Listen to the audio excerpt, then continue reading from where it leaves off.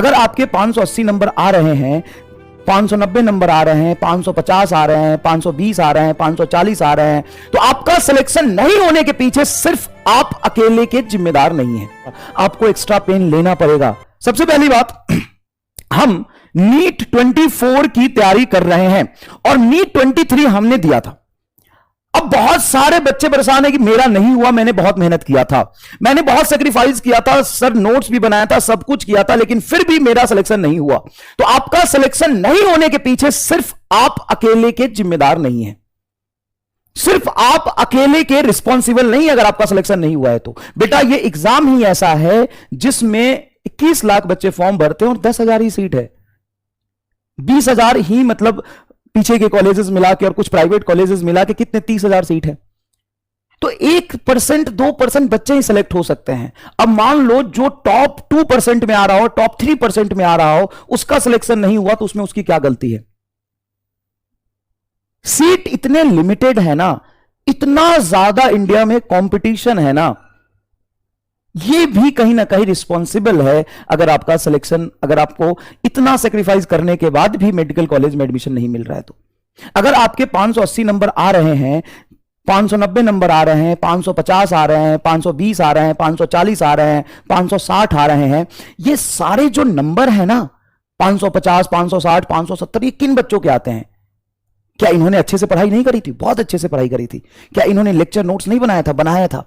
क्या इन्होंने टेस्ट नहीं दिया था? दिया था। टेस्ट का एनालिसिस भी किया था। इन्होंने सब कुछ सेक्रीफाइस किया था। हां, 400 नंबर भी जिनके आ रहे हैं, 450 नंबर भी जिनके आ रहे हैं, वो सारे 60-70% मार्क्स हुए ना बेटा, 75% मार्क्स हुए ना। अगर तुम 70% मार्क्स स्कोर कर रहे हो, 400 नंबर लेके आ रहे हो, 60% मार्क्स स्कोर कर रहे हो, 450, 500 नंबर लेके आ रहे हो, तो ऑलरेडी तुमने बहुत ज्यादा सेक्रीफाइस किया है, तुमने बहुत ज्यादा मेहनत किया है। मैं जनरली इतनी तारीफ बच्चों की करता नहीं, लेकिन सच बात जो है वो कह रहा हूं। फिर भी सिलेक्शन क्यों नहीं हुआ? कंपटीशन। अच्छा मान लो नीट एग्जाम में 10 लाख बच्चे बैठते तो 10 लाख बच्चे बचते तो 550 में मेडिकल कॉलेज मिल जाता। हां, 20 लाख बच्चे बैठे हैं इसीलिए तो 550 में मेडिकल कॉलेज नहीं मिल रहा है ना। बात तो सही है। तो सर अब कोई बात नहीं, जो कंपटीशन है उससे हम चेहरा तो नहीं घुमा सकते, हमें तो उसको फाइट करना पड़ेगा। तो बेटा कोई बात नहीं, एक बार और अपने आप को समेटो और इस रियलिटी को एक्सेप्ट करो कि बहुत मेहनत हमने किया, लेकिन कंपटीशन इतना ज्यादा है कि मुझे थोड़ा और मेहनत करना पड़ेगा। बस थोड़ा और मेहनत करना पड़ेगा और तुम कर ले जाओगे। अगर तुम्हारे 400, 450, 500, 550 नंबर आ रहे हैं तो आप 650 ला सकते हो, 625, 680, 690 तक भी जा सकते हो। इतना सेक्रीफाइस करने के बाद भी अगर आपको मेडिकल कॉलेज नहीं मिला, बहुत मेहनत किया, बहुत संघर्ष किया, सारे लेक्चर देखे, सारे नोट्स बनाए, सारे टेस्ट दिए, बहुत मेहनत किया, लेकिन फिर भी मेडिकल कॉलेज नहीं मिला, एक साल ड्रॉप कर रहे हो, तो इस बार कसम खाओ कि भाई इस बार मैं ना सिर्फ सिलेक्शन के लिए नहीं, रैंक के लिए पढ़ूंगा। सिर्फ रैंक के लिए नहीं, टॉप 100 के लिए पढ़ूंगा, टॉप 500 के लिए पढ़ूंगा।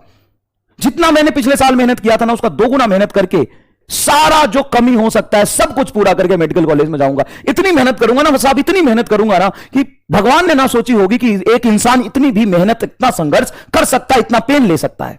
बस बेटा ईमानदारी से कह रहा हूं, सिलेक्शन नहीं होने के पीछे सिर्फ तुम ही नहीं हो कारण, कंपटीशन भी एक कारण है। लेकिन फिर भी उस कंपटीशन को हमें ब्रेक करना पड़ेगा, हमें मेहनत करके उस कंपटीशन को फाइट करना ही पड़ेगा। नीट की तैयारी कंफर्ट जोन में रहने से, बहुत आसानी से, बहुत कंफर्टेबल पोजीशन में रह के, सुकून में रह के नहीं किया जा सकता। आपको एक्स्ट्रा पेन लेना पड़ेगा, नहीं तो अगले साल भी आपको ड्रॉप करना पड़ सकता है।